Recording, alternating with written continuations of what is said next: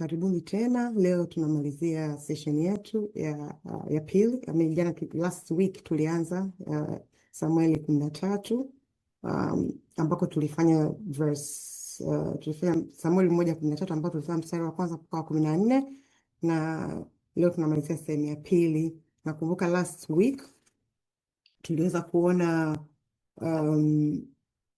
kuona mwanzo wa changamoto kubwa katika utawala wa Sauli. Yonathani mtoto wa Sauli alianza kushambulia kikosi cha Wafilisti na Wafilisti wakakusanyika kwa nguvu nyingi, na ghafla Waisraeli wakaanza kuingiwa hofu, na tuliona wanaanza kujificha. Wengine wanakimbilia mapangoni, wengine mashimoni, wengine wakakimbia kabisa, hali ilikuwa ni mbaya. Na pia tuliona Sauli alikuwa amepewa maelekezo, yani hapo pia tuliona Sauli alikuwa amepewa maelekezo amsubiri Samueli siku 7 ili aje kutoa dhabihu na kumpa mwelekeo kutoka kwa Mungu. Lakini siku zilivyoendelea, Samueli akawa haonekani na watu wakaanza kutawanyika. Hapo ndipo Sauli akaanza kufanya kosa lile kubwa. Na kosa gani? Akaanza kuomba. Alipopata ile pressure, anaona watu wanatawanyika, Wafilisti wanaweza kumkaribia, yeye akaomba mwenyewe, akasema sadaka iletwe, na anaamua kutoa ile sadaka mwenyewe, kitu ambacho kilikuwa sio jukumu lake, lilikuwa ni jukumu la kuhani. Yeye alikuwa tu ni mfalme. Na cha kushangaza tu, mara ya kumaliza tu, wala haikuwa hapo ameweza kutoa ile dhabihu na ni sadaka dhabihu, Samueli huyo anafika. Na Samueli alimwambia wazi, umefanya upumbavu kushika amri ya Bwana. Na kwa hiyo tuliona Samueli anamwambia wazi kwamba ufalme wako hautadumu, na Mungu ametafuta mtu mwingine, na ametafuta mtu aupendezaye moyo wake, ambaye atachukua hiyo nafasi. Tunaona huko mbeleni huyu ni man after his own heart. Huyu anakuja kuwa ni mke wa Sauli ambaye ni mfalme Daudi. Yani inaonyesha jinsi gani kwamba Mungu anapenda moyo, anaangalia moyo, anaangalia utii. Kwa hiyo tuliweza kujifunza hapa somo kuwa tuliona jinsi gani ambavyo shinikizo lilimfanya akose utii, na tuliona madhara ya utii ambao ndio leo kwa kweli ndio tunaendelea kumaliza. Hii tukiongelea kutii, alienda kutoa sadaka, kitu ambacho tumeona kwamba usipotii, hata kama unaonekana unafanya kitu cha kiroho, mfano kutoa sadaka, kama hukutii, kama sio wakati maelekezo yako, sio jukumu lako, Mungu hapendi. Mungu anapendezwa na utii. Mungu anaangalia moyo, utii, na sio haraka ya kufanya mambo tu ili mradi kwa sababu kuna hofu. Na ndio tuliona mwanzo wa kuanguka kwa Sauli, na ndio leo tunaendelea sasa kwenye mstari wa 15 mpaka 23, ambako tunazidi kuona matokeo ya Sauli kutotii. Kwa hiyo kama kawaida yetu, naomba tusome alafu tutadiscuss. Leo ni mstari tu kama nilivyosema ni wa 15 mpaka wa 23. Kwa hiyo nitakuomba Sister Neema, kama upo, naomba unisaidie kusoma. Karibu. Okay.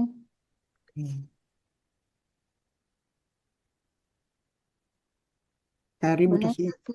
asifiwe. Amina. Tasoma katika jina la Bwana wetu Yesu Kristo. Amen.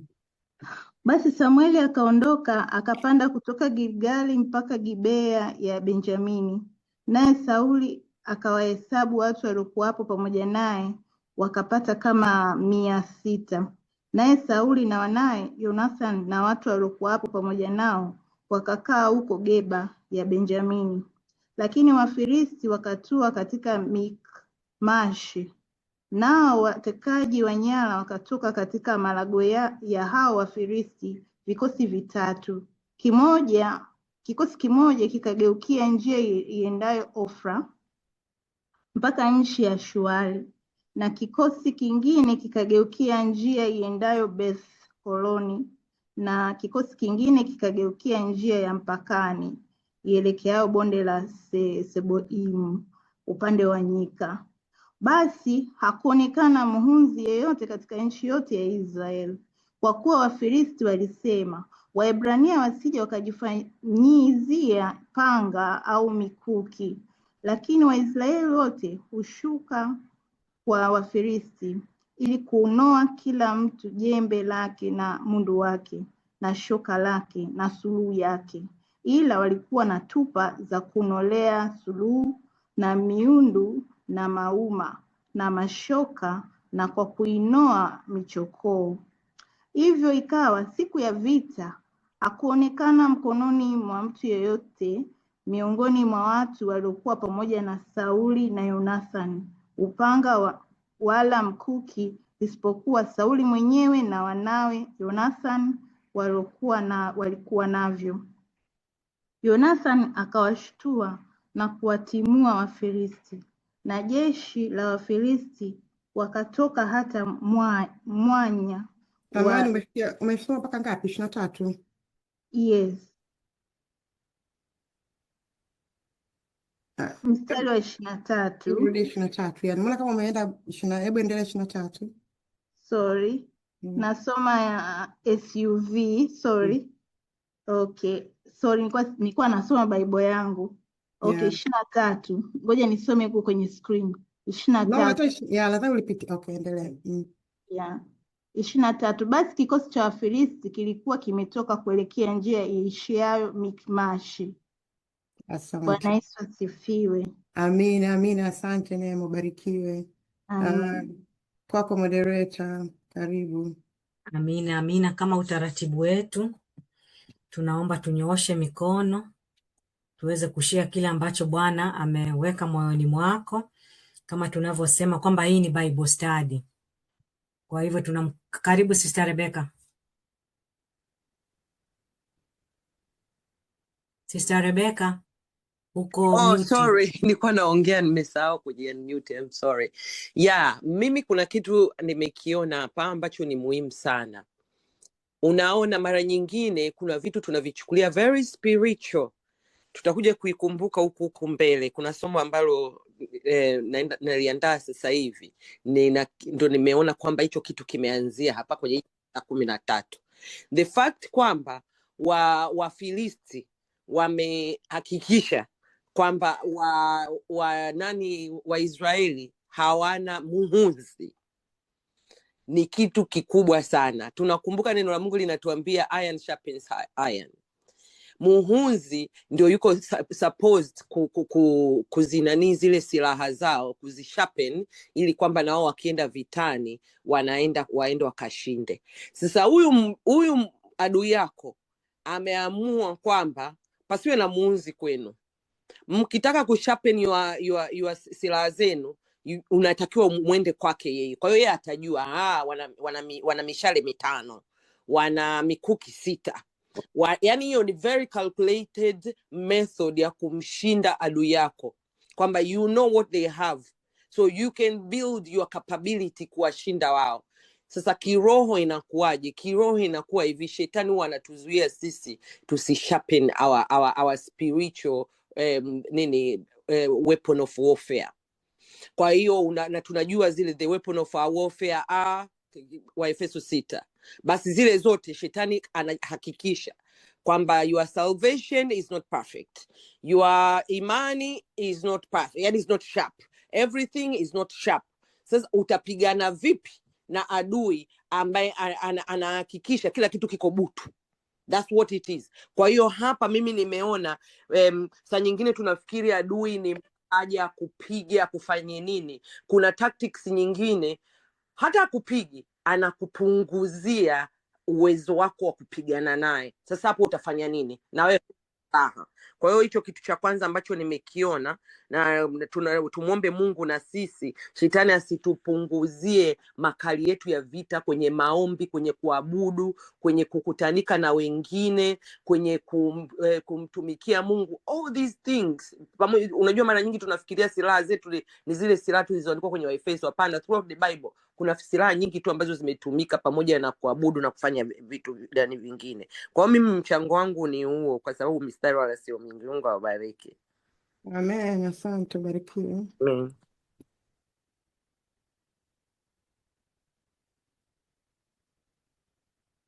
Karibuni.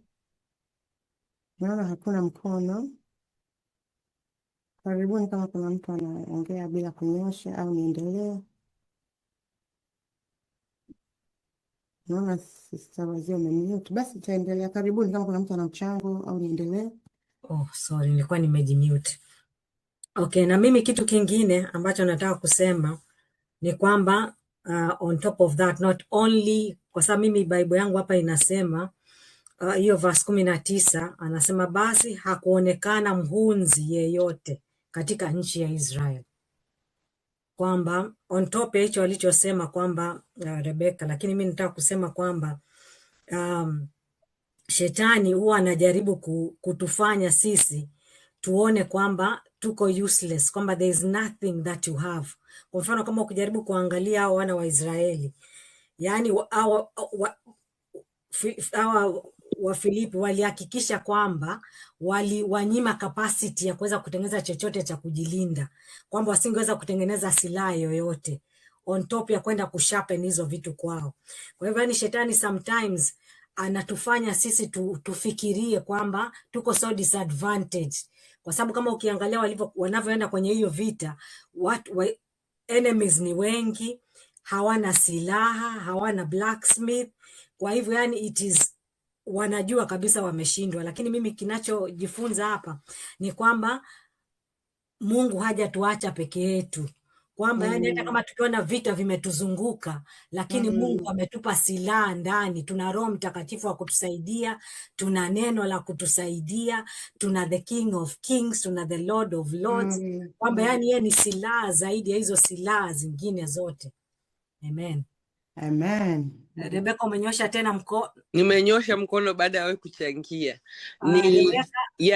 Point yako hiyo nadhani ungeielekeza, ulikuwa umeanza kuielekeza upande ambao nilikuwa nataka kukuelewa, alafu ukachomoa. Yani kwamba wahunzi hawakuonekana kweli. Inawezekana kama mimi nilivyosema, labda waliwa cut off, wakawaua, au inawezekana tu wale wahunzi walikuwa wanaogopa kuwa wahunzi. That's what I was expecting you to finish up with that. Kwamba hata sisi labda kuna kazi Mungu amekuita kama hiyo ya uhunzi, alafu kwa sababu ya what you are going through, kama hapo ni wakati huo na wakati wa vita huko kwao, you don't use kile nani Mungu aliyokupa ile talent. Yes, sio hivyo Darazia? Huko hapo nani? Okay, well, thank you Rebecca, that's another angle. Mimi kwangu nilikuwa naona waliwa cut off, walikuwa hawapo. Hiyo ni point nyingine tena. Kwa hiyo sasa nilikuwa nasema kwamba kwa hiyo mara nyingine, na hiyo inatufanya kwamba to appreciate kwamba no matter what kind of role Mungu amekupa, ina kazi kwa wengine. Fikiria yule muunzi, bila kuwepo muunzi wanajeshi hawawezi kwenda kupigana vita. Na wakienda kupigana vita wanaenda kuexpose kwa sababu lazima wapeleke zile silaha zao kule kwa adui ajue, sasa hivi ni nani hao wana mitano, lakini wameshapeni mitatu. Kwa hiyo kuna mbili bado hazijawa sharpen. Kwa hiyo tuna watu watatu ndio wakwenda kuangalia. Alafu especially wanajua ni Razia fulani ndio ambaye ana sharp weapon. Umenielewa? Kwa hiyo inatufanya na sisi tuangalie kiroho kwamba Mungu ametupa talent gani. Let's not think kwamba haina kazi kwenye ufalme wa Mungu. Inaweza kuwa as small as kuwa a smith, na sio kwamba wewe ndio unaenda vitani, kwa sababu saa nyingine yule smith anaweza, nadhani kuna Zaburi sio Zaburi, Isaya, kwenye Isaya sijui 40 ngapi inazungumzia the smith, sijui wanafanya nini, wote wanasaidiana, kila mmoja anasaidiana na mwenzake, na kuna inaelezea the smith kwamba wanasaidiana katika kusharpen weapon. Sijui ni Isaya 47 au 48. Mungu awabariki. Samani, Sister Kanana, naomba nisaidie kumute mchungaji Nyamizi. Nadhani yuko sehemu kuna kelele kidogo. Asante, barikiwe. Naomba niongezee hapo kwa Rebecca, niongelee actually, kwa sababu tuangalie, twende kwenye Bible inasemaje, sababu nimesikia hapo unasema kwamba labda walikuwa wanaogopa au nini. Biblia mstari wa 19 inasema hapakuwa na muhunzi ambaye angeweza kupatikana katika nchi yote ya Israeli, kwa sababu Wafilisti walikuwa wamesema Waebrania wasije wakatengeneza panga au mkuki. Kwa hiyo waliwekea restrictions. Kumbuka wao walikuwa chini ya utawala, walikuwa wako wanatawaliwa na wao Wafilisti, walikuwa chini ya mikono yao. Kwa hiyo wenyewe ndio walikuwa wana control, wame take over. Kwa hiyo walikuwa wanawaruhusu tu kwenda kufanya vifaa vya kilimo vya kuzalisha. Kwa hiyo sio kama walikuwa wanaogopa, ni kwamba walikuwa wamewadhibiti, ilikuwa hawatakiwi kwenda. Labda nitadiscuss huko mbele, nisije nikaenda mbele nyuma, nitadiscuss, ita make more sense. Unless kama kuna mtu mwingine anataka kunyongeza au nataka kuongeza hapo. Yes, Sister Kanana. nimependa sana pointi zenu. Sister Kanana. Pia nadhani pointi yangu imeongelewa ni ishu nzima ya uongozi. Yaani hapa tunadhihirishiwa sasa uongozi wa Sauli ulikuwa aina gani. Yaani ulikuwa uongozi ambao haukuwa unasema kwa kiroho zaidi, tunaona ni kwa ajili ya kimwili. Nadhani ameongelea vizuri Rebecca, sitaki kuelezea sana, lakini ishu nzima tunaona uongozi wake sasa ukoje, unajidhihirisha hapa. Amen. Barikiwe sana. Barikiwe. Naomba uendelee.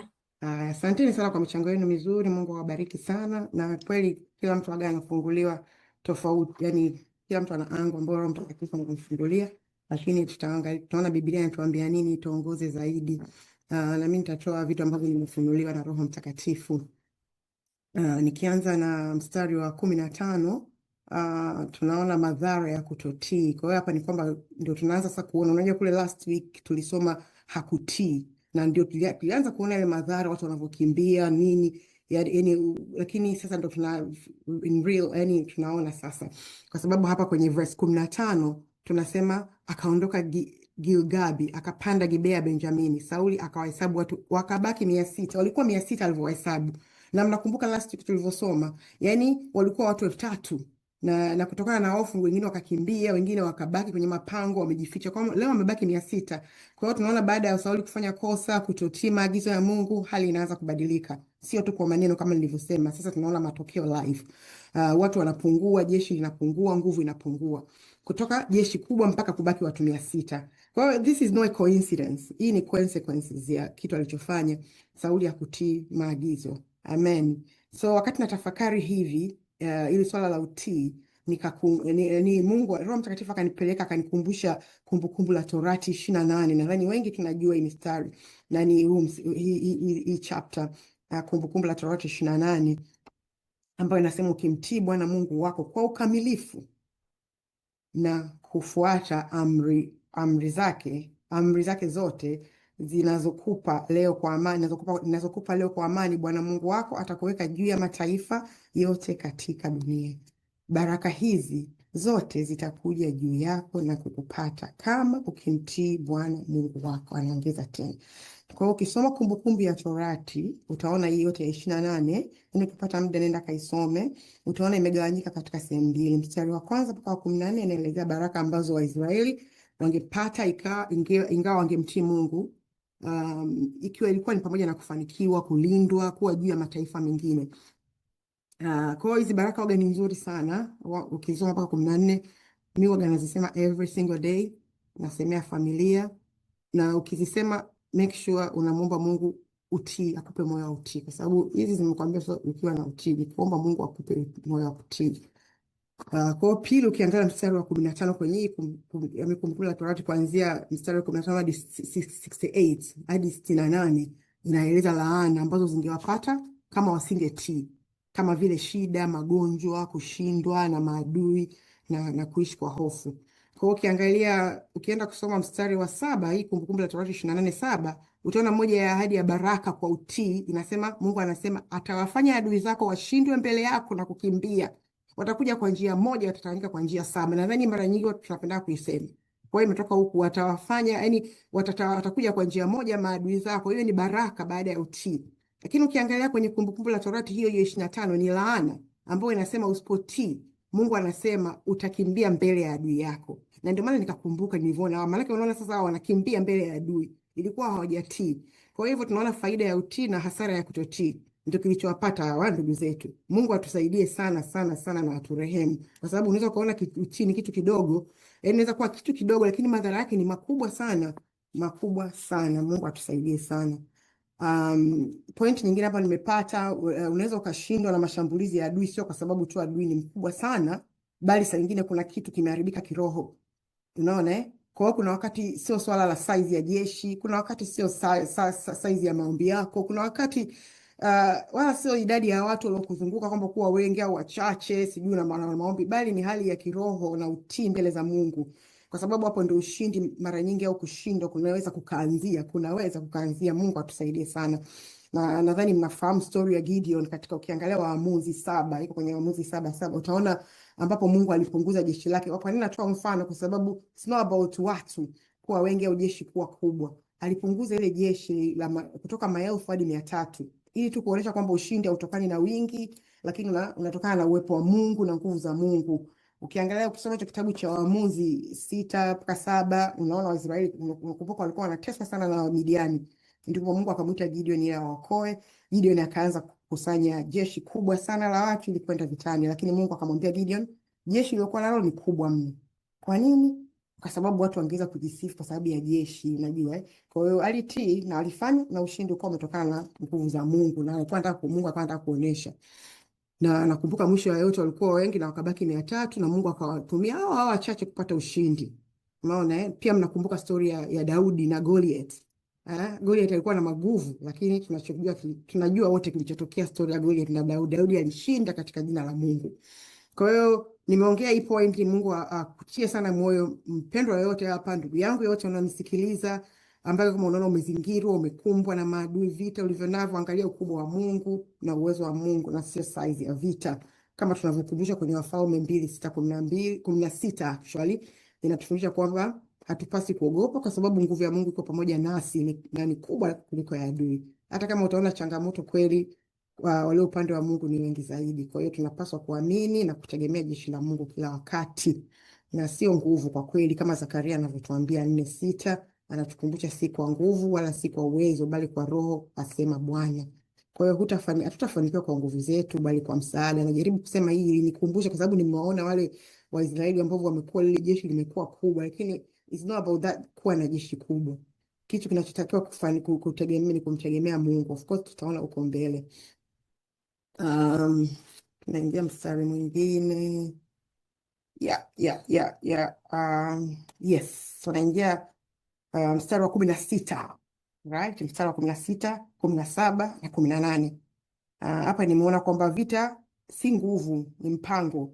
Tunaona jinsi ambavyo, yani tukumbuke adui ana mikakati na mipango. Yani adui waga haji ovyo ovyo, haji kichwa. Tunaona, yani nimeangalia kujaribu kuweka hiyo diagram hapa.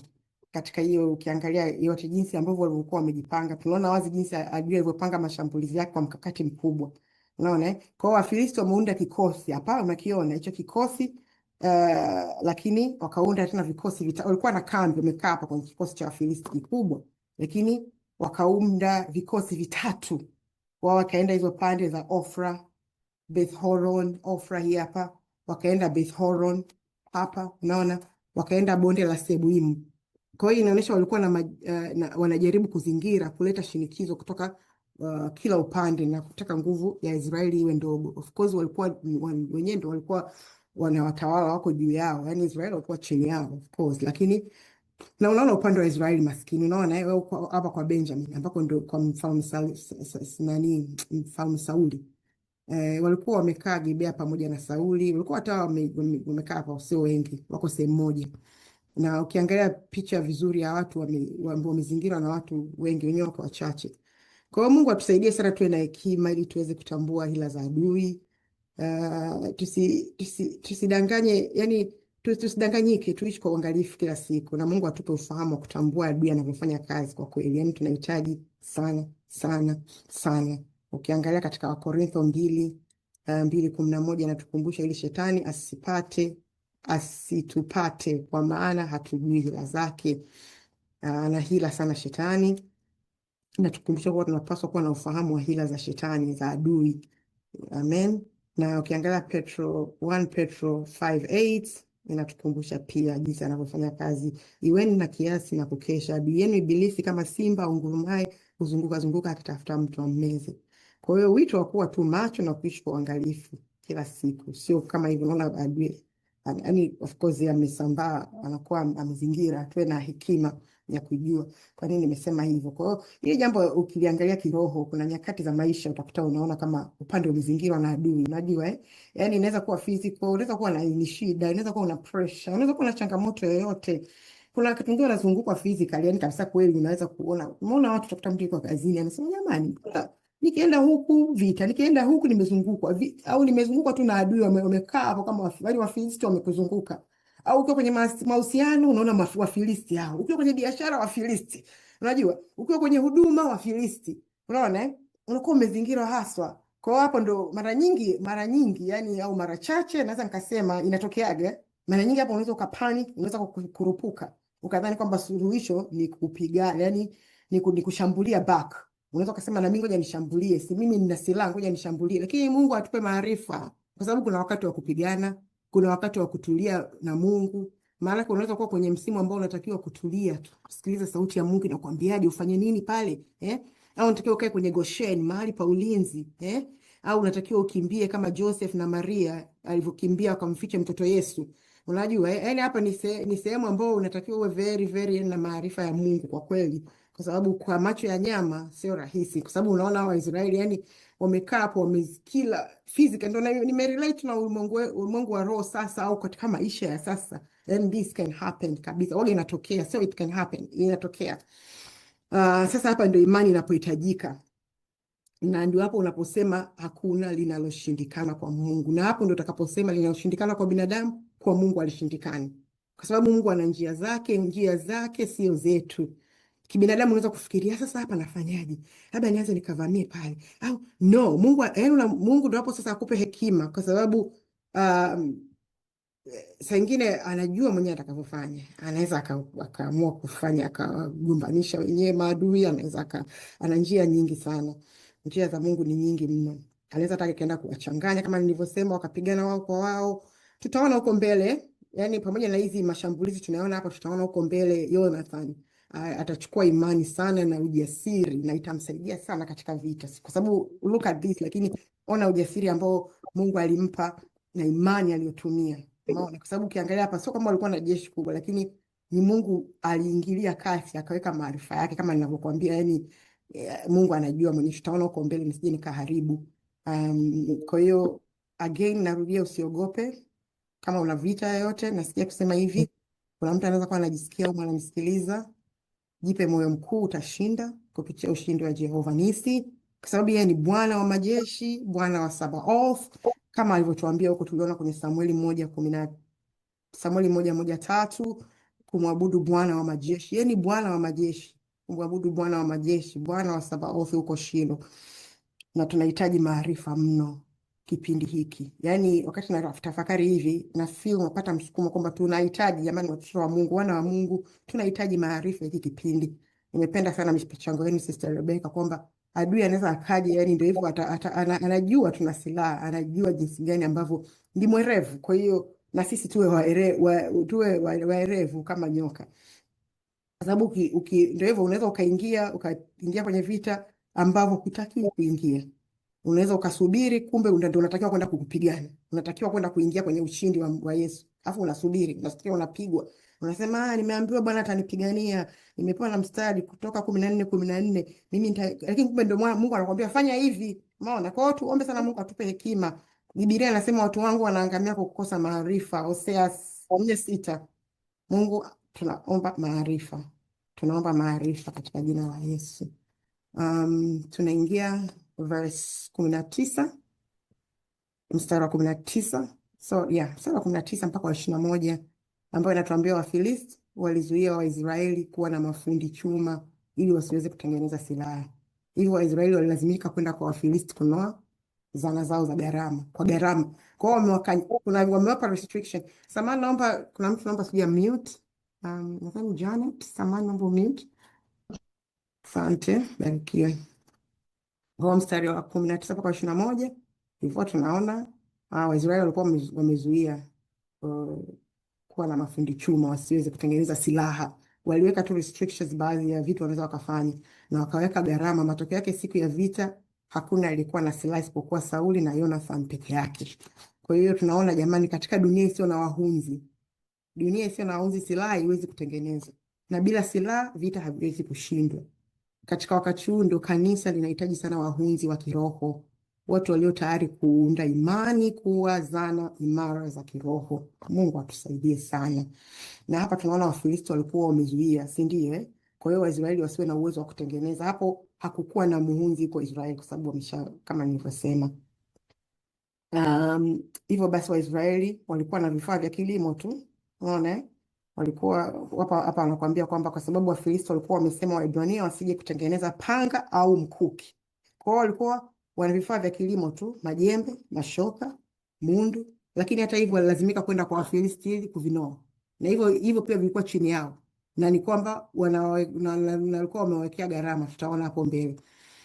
Kwa hiyo hii inatuonyesha kwamba adui alikuwa amedhibiti mfumo mzima, amedhibiti economy and technology, amedhibiti mfumo wa uchumi na teknolojia. Amen. Tunaingia sehemu nyingine ambayo nimesema kwamba hatari ya utegemezi. Amen. Kwa hiyo tunaona kwamba Waisraeli wanategemea Wafilisti. Of course tunaambiwa amelaaniwa yule mtu amtegemea mwanadamu. Of course hapo walikuwa inabidi wawategemea kwa sababu wako chini ya mfumo wao. Kwa of course utegemezi wa mtu ambaye ana control au anategemea binadamu, tunajua unaweza kupoteza uwezo wako, anaweza kupoteza sauti yako, anaweza kupoteza uhuru wako kwa sababu yeye ndo anakuwa anakutawala. Of course kama nilivyosema walikuwa chini ya Wafilisti, kwa hiyo ilibidi wategemee mfumo wao, lakini na sisi inatakiwa ndio hivyo uwe na akili za Mungu, hekima za Mungu. Na yes, kwa hiyo hawakuwa na uwezo wao wenyewe, walitegemea adui yao kwa mahitaji muhimu. Imagine unakutegemea adui chini ya, yani kwa mahitaji muhimu kama hayo. Kwa hiyo inafanana na maisha yetu ya sasa, unavyotegemea mfumo wa kidunia kuliko Mungu. Kuna hatari. Unaona? Yaani hapa ufikiria, unajua kuna mifumo ambayo imewekwa ya kidunia ni sawa tunaitegemea, lakini chanzo chake kiwe Mungu. Kuna huduma za kiroho. Tulikuwa tunadiscuss na sisters last 2 weeks ago. Kuna waimbaji ambao wana compromise, kuna waimbaji wanategemea ndivyo wanategemea labda sponsors, wana hela zinatoka kwenye mfumo fulani. Kwa hiyo wana compromise, inabidi uimbe aina za nyimbo fulani. Kuna makanisa, kuna wahubiri tumeona wanakuwa labda wana compromise, inabidi kwa sababu wewe mtu anakusponsor lakini anakupa masharti kwamba unatakiwa uhubiri kwa kitu gani. Unakuwa kwenye mfumo chini ya nchi fulani ambao labda kiongozi wa nchi hataki mfanye mahubiri fulani. Hapo una compromise. Kwa hiyo tayari hapo ni utegemezi, unajua. Kwa hiyo unaweza ukategemea ndio mifumo ya kidunia, pesa, mitandao, ushawishi wa dunia badala ya kumtegemea Mungu kama chanzo. Unaona Yaani hivi vitu unavitumia, lakini ndivyo kama nilivyosema kwa akili. You don't compromise. Mungu atusaidie sana sana sana. Kwa sababu unapotegemea mfumo wa dunia unaanza kupoteza uhuru kama nilivyosema wa kiroho, uhuru wako wa kiroho. Na adui definitely atadhibiti unachoweza kufanya au usichoweza kufanya. Amen. Mfano mwingine ambao unaweza kutegemea, yes, ni kwa wakati hii imenihit, yani imenihit. Nitatoa mfano mwingine ambao tunategemea mifumo, naweza nikasema healthcare system, naongelea mimi kwa hapa especially nchi huku tulizopo. Unajua kuna watu yani unategemea mfumo wa afya kuliko hata Mungu. Yani mtu yani ngoja nitoe mfano niongee nisije nikaongea vibaya. Watu hapa kuna watu wanamwamini Mungu, lakini unajua sisi Afrika, mimi nitoe mfano huu, Afrika tunamtegemea Mungu, tunamwamini na tunamtegemea. Lakini hapa kwa sababu system zao ziko so good, of course hizo wanalalamika sio nzuri, lakini hata mtu afana anaanguka hapo chini, kitu cha kwanza anajua nitaita tu ambulance. Ukiwa Afrika kitu cha kwanza utamuita Mungu, naomba uponyaji. Ambulance itafuata, lakini unajua kwanza paka hiyo ambulance ije. There's no way, yani itabidi tu Mungu uanze.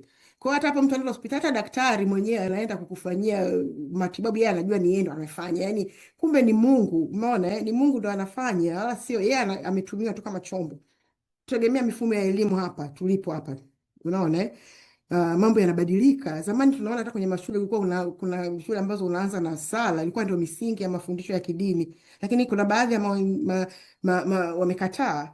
Kuna hizi mada mpya zinakuwa introduced, LGBT zinaingizwa kwenye mitaala, zinaingizwa, unaona. Kwa hiyo ndio mifumo, sisi tuko chini. Sasa ndio hiyo mifumo ambayo unatoa mfano kwamba ni lazima uwemo, lakini je, ni mifumo unafanyaje ujanja wa hekima ya kimungu ile mifumo isikumalize? Ndio hiyo mifumo sasa inaweza kukumaliza, acha inaweza kumaliza hiyo, kama alivyosema Rebecca. Nimependa sana yani hizo ikakunoa kwako, unajua ndio hivyo, kama mambo ya LGBTQ whatever. Katika elimu watoto tukuta vijana hawaelewi, wanaweza kaanza kujiingiza na wanaamini kwamba ni sawa, kumbe sio.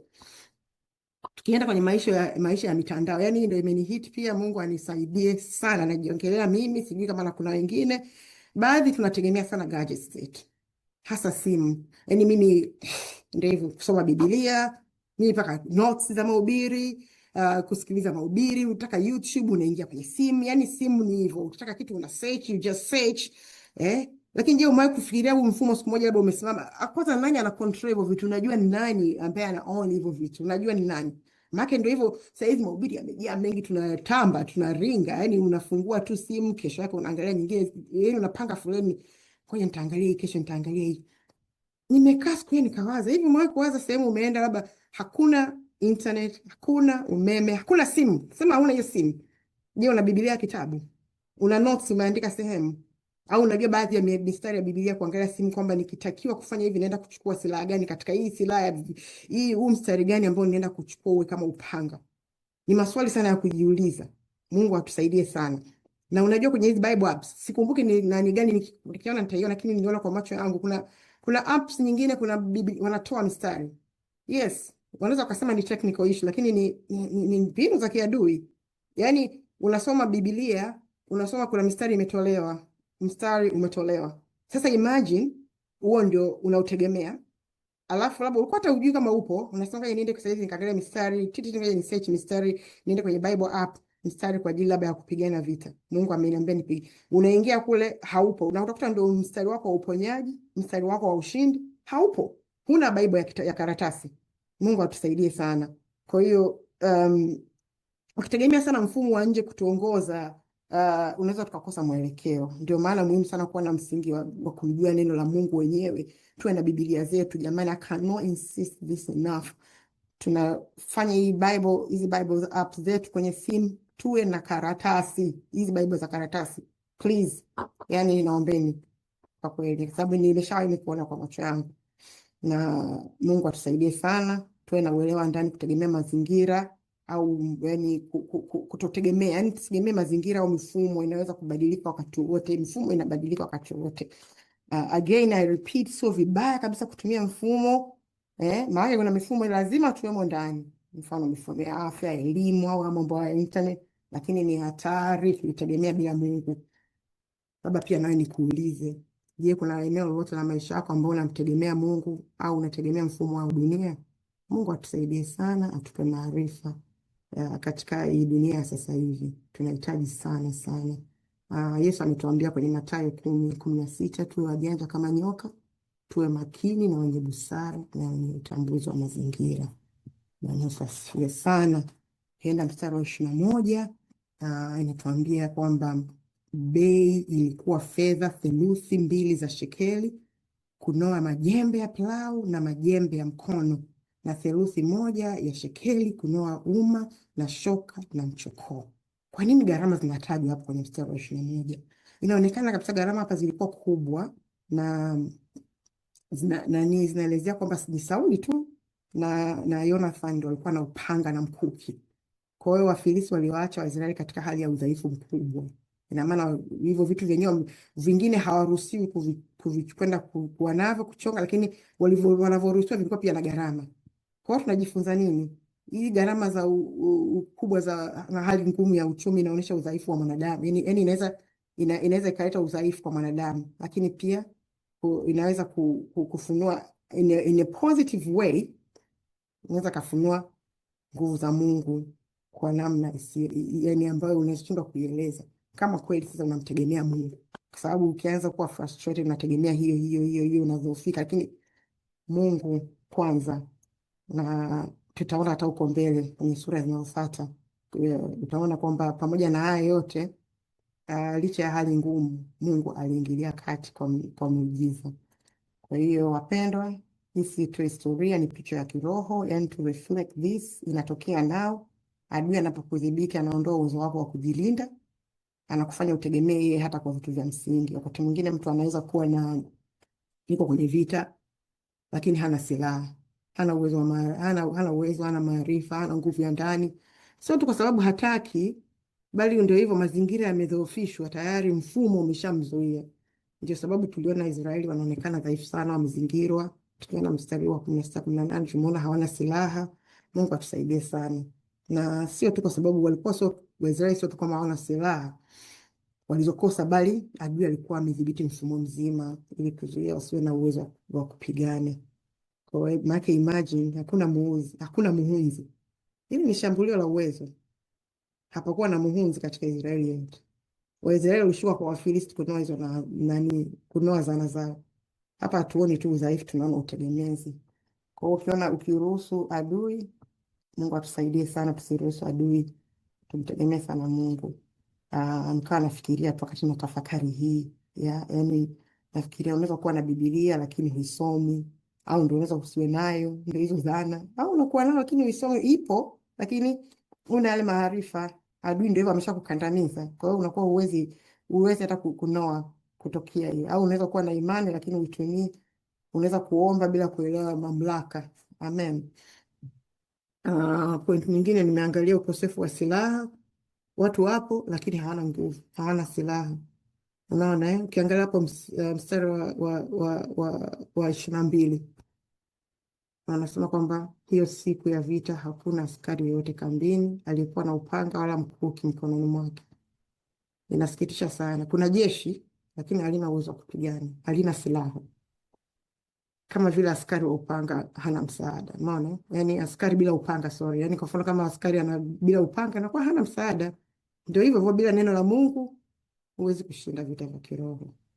Imenikumbusha sana wakati nasoma hapa nitafakari, nikakumbukaga Tanzania. I don't know kama this is the case now. Ilikuwaga huko zamani zimamoto, moto unatokea sehemu, alafu ile fire brigade inaenda, ile zimamoto, ile gari linaenda kwa nguvu zote, alafu likifika pale waga halina maji. Waga nilikuwa sielewi, ukifika pale halina maji. Kwa hiyo yani mmeenda kufanya nini? Yani ndo Mungu alinikumbusha hiyo, nikasema ndo hivyo kwenye ulimwengu wa roho. Kuna wakati definitely kuna watu yani think ukishajua jina la Yesu that's it, adui anakimbia kwa jina la Yesu. Yani unaongea hata sio, nimeshaona mimi kwa macho yangu mtu sio wa imani, which is okay, lakini I don't know it's okay or whatever, lakini je, anajua kutumia, anaweza kutumia kwa jina la Yesu, toka kwa jina la Yesu. Lakini je, umezivaa zile silaha za adui uwe tayari? Au unatamka tu kwa jina la Yesu? Jina la Yesu ni kubwa, shetani analiogopa, lakini sio usifikiri ovyo ovyo tu. Maana usije kwa kama wale wana wa Skeva. Tulisoma huko kwenye Matendo 19, 13, 16. Mimi namtambua Petro, namtambua Yesu, nini nani siwatambui. Unaona, shetani anaweza akakwambia hivyo. Kwa hiyo Mungu atusaidie sana. Sisi tuna silaha na Mungu ametupa silaha. Waefeso 6:17 inatuambia upanga wa Roho ambao ni neno la Mungu. Kwa hiyo tujiulize, nadhani Sister Rebecca pia ameongelea, je, tumevaa silaha za wokovu? Tumevaa haki, utakatifu? Je, imani ya kutulinda tumevaa hizi silaha? Je, tunatumia neno la Mungu kama silaha zetu? Of course, kama Rebecca alivyosema, nimependa kwamba kuna sio tu hizi, kuna a lot of ways ambazo adui anaweza akaingia. Pamoja na kwamba una hii silaha, anaweza akatumia njia nyingine kwa hiyo tuwe na hekima ya kutumia hizi silaha. Biblia inatuambia katika Efeso 6:11, vaeni silaha za Mungu mpate kuzipinga hila za shetani. Kwa hiyo kitu kingine hapa nimeona sio silaha zinabaki kwa viongozi. Umeona Sauli na mwanae, ukiona mstari wa 22 ni highlight. Sauli na mwanae Yonathani ndio tu walikuwa navyo. Sauli na mwanae Yonathani ndio tu walikuwa navyo. Kwa hiyo alikuwa hamna mtu mwenye upanga wala mkuki isipokuwa Sauli na mwanae Yonathani. Watu wengine walikuwa hawana silaha. Ni mfalme peke yake na mwanae ndio walikuwa na silaha. Hii inatufundisha nini? Kwa hiyo inatufundisha kwamba sio salama sana kutegemea viongozi peke yake kwa nguvu za kiroho. Jamani, Mungu atusaidie. Sio unategemea tu viongozi, unategemea mchungaji wako, sio unategemea padri, unategemea na kila muumini anapaswa kujijenga binafsi, kuwa na upanga wa neno la Mungu, kuwa na imani yake pia binafsi, kuwa tayari kusimama vitani bila kutegemea. Mungu atusaidie sana. Yes, ni mfumo ndio ulisababisha haya. Je, sisi tunafanyaje hata kama tuko kwenye mfumo? Je, na sisi binafsi tunaenda au tunaacha kweli kama mfumo unagandamiza mpaka tunaishia tu viongozi wa dini ndio wanakuwa na silaha peke yao? Kwa hiyo Mungu atusaidie sana sana sana. kutokuwa mwaminifu kwa Sauli kumfanya Bwana asiwe mwaminifu kwa watu wake, kwa sababu of course alichofanya alisababisha watu ndio ikatokea, lakini Mungu ni mwaminifu na Mungu ametoa somo hapa na ametoa somo kwa Israeli na sisi pia.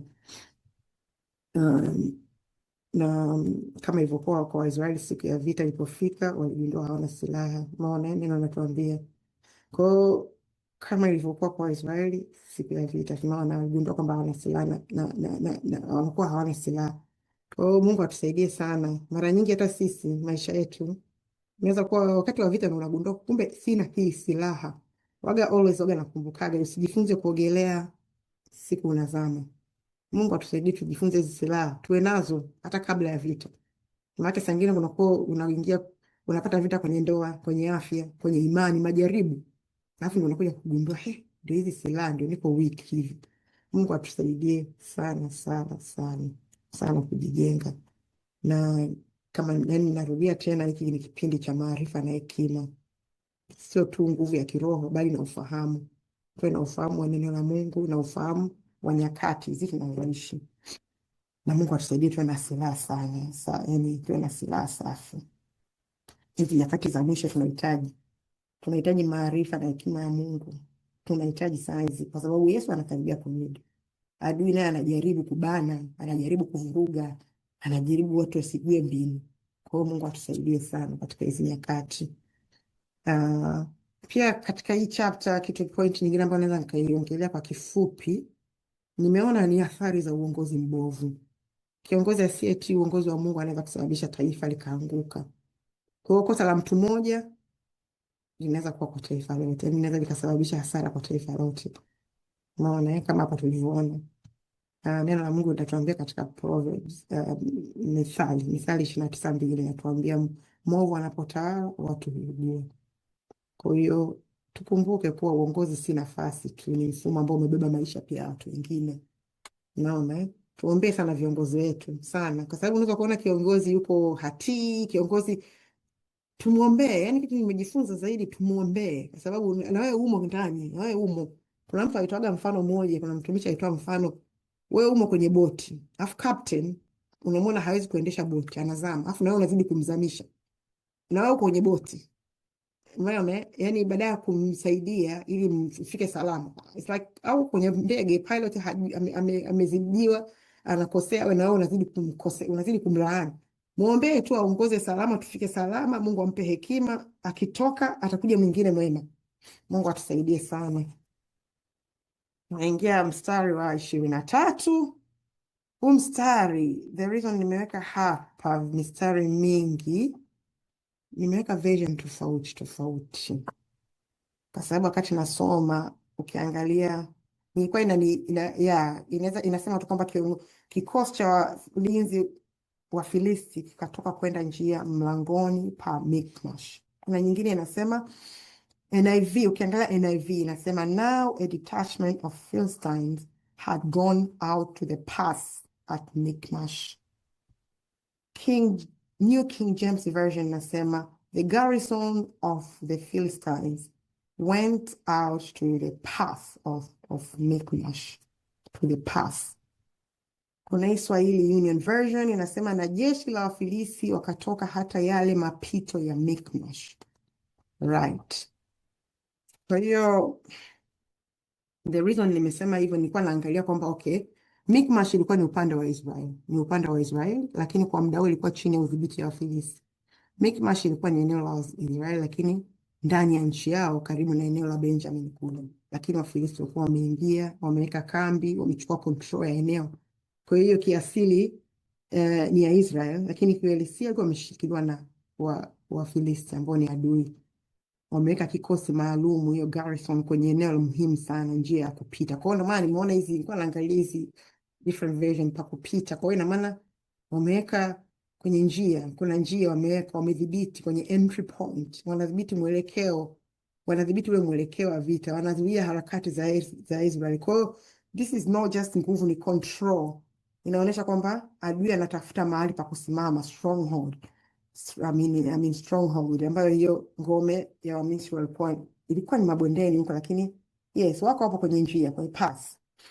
Na kwenye ulimwengu wa roho ukiangalia, akiweza adui kwenye maisha yako akishika mlango, anakuwa na ushawishi mkubwa wa kitu kinachoingia, anakuwa na control ya kitu kinachoingia. Unaona? Kwa hiyo mlangoni pa Michmash ilikuwa ni njia ya kupita kama pasi ya kijeshi. Wafilisti au maadui ndio walikuwepo hapo mlangoni pa Michmash. Lengo lao ni kuweka hiyo, kuchukua control. Kwa hiyo yes, nilikuwa najaribu tu kuelezea jinsi gani ambavyo adui anaweza kukaa kwenye malango. Kwa hiyo ni vizuri sana, Mungu atusaidie sana kwenye malango, kulinda malango, kulinda malango. Kwa sababu adui ndio hivyo, ana tactics zake, ana mbinu nyingi sana. Ukiangalia 1 Peter 5:8 inasema kuzunguka akitafuta mtu wa kummeza. Kwa hiyo waga adui ashambulii tu, anachagua muda, anasubiri udhaifu, anasubiri confusion, anasubiri ukose direction, anasubiri njia anazoweza kubana, anaenda kwenye malango. Wakati uko chini kiroho, yeye yuko kwenye mkakati. Umeona eh? Kwa hiyo Mungu atusaidie sana katika hilo swala la kulenga malango. Sio lazima ashike kila kitu. Yaani Allah anaweza akakuachia sehemu nyingine. Mtu ana take advantage kwenye zile kwenye malango ya maisha ambao utakuta inaweza kuwa ni mawazo yako, macho, masikio au maamuzi, ufahamu. Unajua adui akipata nafasi kidogo tu anaanza kujenga kambi. Ndio maana mambo madogo dogo utakiwi kuyapuuza. Mungu atusaidie sana. Na vita vingi mara nyingi inaamuliwa kwenye entry points. Sio tu mara nyingi, sio tu front, kunakuwa na entry point as well. Sio tu kila vita ni kwenye front line. Hizo entry point zinakuwa control pia ya njia. Na ukipoteza control ya maeneo muhimu ya maisha yako, mfano muda, fedha, ufahamu, mawazo, ni rahisi sana kushindwa. Na watu wengi utakuta kuna kushindwa, lakini sio kwa sababu tu huna uwezo, bali unakuwa hujalinda hiyo malango yako. Na kama nilivyosema, anarahisisha adui akikaa kwenye malango. Manake so Mungu atupe hekima namna ya kulinda malango yetu. Na kama nilivyosema last week, unaweza kuwa na kitu ambacho ni chako kisheria, lakini kikawa chini ya udhibiti wa adui kiuhalisia. Kitu kinaweza kuwa chako cha ahadi, lakini usiposimama adui anaweza kudhibiti. Ndio hivyo, kama umeacha malango au ameenda kwenye malango. Kama tunavyoona hapa, Michmash ilikuwa Israeli, lakini ilikuwa chini ya adui. Na Mungu atusaidie sana. Yaani usifikiri kwa sababu kuna ahadi. Niliongelea pia last week, kitu ambacho najifunza zaidi, hata kama una ahadi, adui anaweza akaja. Hawa wana Israeli walikuwa na ahadi na maeneo, lakini adui alikuwa ameshikilia. Na ahadi yako inaweza ikajaribiwa. Yusufu kabla ya kuinuliwa kwake alipitia pia majaribu wakati wa ahadi ya Mungu kutimia. Na asante sana ulitugea this scripture kwenye group last week. Zaburi 105:19 inasema hata wakati ule wa neno lake lililotimia, neno la Bwana lilimjaribu. Kwa mfano, utajiri wako unaweza kuwa na mali lakini ukaishi kwenye umaskini, kwa sababu adui anakuwa amekunyang'anya, amekuvamia. Kinachohitajika ni hatua ya imani na utii ili kurejesha kilichopotea, kwa sababu we all know kwamba kwenye hili neno anatuambia Yohana 10:10, mwizi uje ili aibe, auwe, aangamize. Mimi nimekuja ili wapate uzima, kisha wao nao tele. Na habari njema ni kwamba Mungu ana strategies na capacity.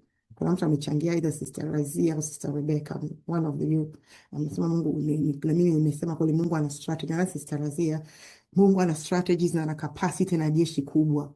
Adui anaweza kuwa na strategies na kubana, lakini pamoja na hayo uwezo wa kushinda wasiwe nao. Unajua yani, kwa hiyo usiangalie wingi wa adui. Wafilisti walikuwa na strategy zao, lakini Mungu alikuwa na strategy ya juu zaidi. Walionekana na uwezo mkubwa, lakini Mungu alikuwa na uwezo usio na mipaka. Kama tutakavyoona huko mbele, tunaona jinsi Mungu alivyoweza kutumia wao wachache, alivyoweza kutumia Jonathan kuleta ushindi mkubwa.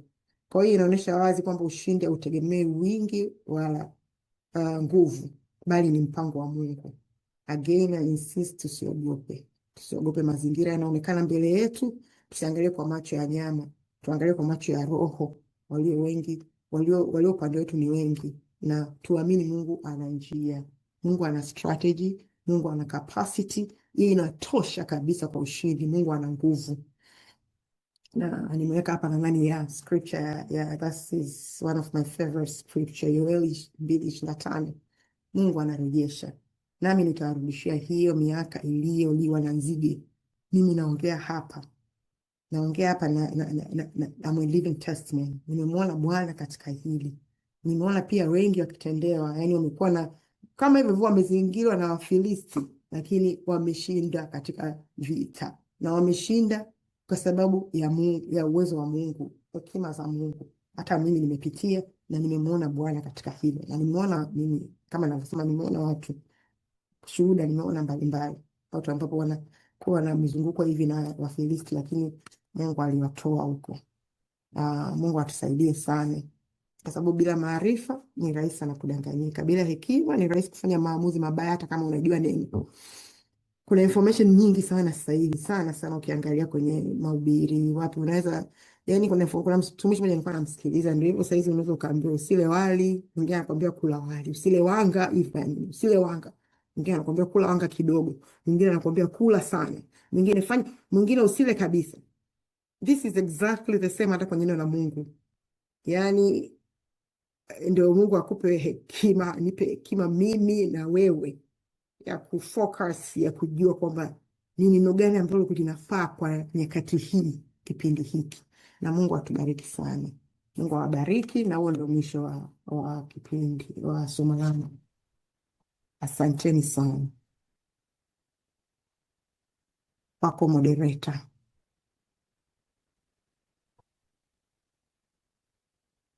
Moderator, karibu. Asante sana, nilikuwa naongea kama nimejimute. Barikiwe sana sister. Amen. Super powerful. We give God all the glory and Yesu atukuzwe. Amen. Sister Anna, unaweza kutufungia? Moderator, 1 minute. Amen.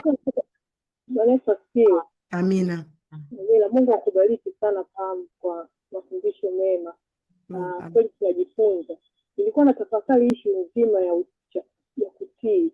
Unajua kutii ndio kuna kusababisha pengine Mungu anatutoa katika majukumu ambayo ametuwekea. Ukiangalia ule mstari na kurudisha kidogo nyuma, mstari wa 13 na 14 pale anasema, basi Samueli akaondoka akapanda nasema pengine mstari wa 13, mstari wa 13,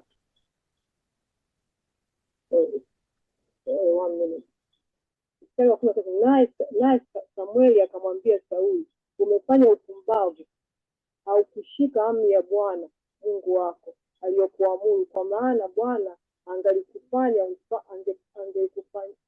ufalme wako kuwa imara juu ya Israeli milele.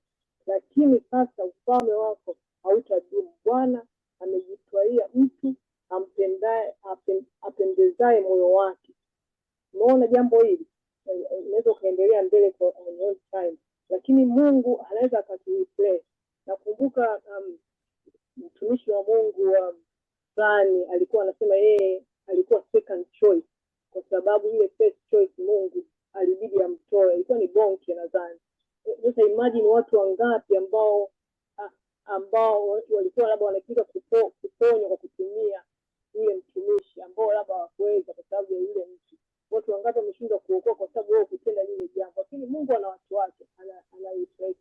Kwa sisi tutakaokosa zile baraka ambazo Mungu alikuwa ameziandaa, ni kukumbushana tu kwamba saa zingine tunaondolewa katika madaraka au majukumu, nitumie neno ya kumtumikia Mungu kwa sababu ya kutokutii.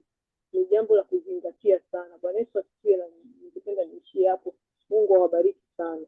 Amen, amen. Mungu akubariki.